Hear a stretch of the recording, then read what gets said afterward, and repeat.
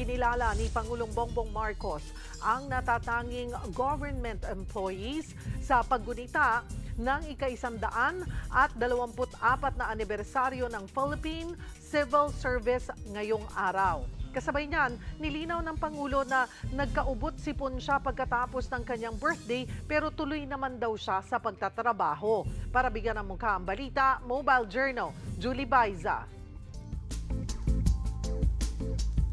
Kinilala ni Pangulong Bongbong Marcos sa mga mahuhusay at masisipag na kawani ng gobyerno sa 2024 Search for Outstanding Government Workers sa Malacanang ngayong umaga.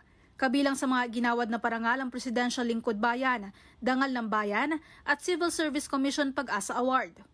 Our Presidential Lingkod Bayan awardees have shown us that it is possible for public servants to make a deep and lasting impact beyond the confines of our communities and our institutions. One of our awardees, a municipal department head in Iloilo, whose vision drove him to transform a 15-hectare abandoned fish pond into an eco-park. His hard work and dedication inspired more than 217 volunteer groups or 1,000 volunteers to contribute into planting 150,000 mangroves. Malaki raw ang naitulong ng proyekto para mabawasan ang epekto ng storm surge at bagyo sa komunidad.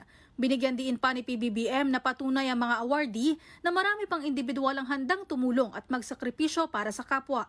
Ang tanging katangian ng Pilipino ay yung nagbabayanihan.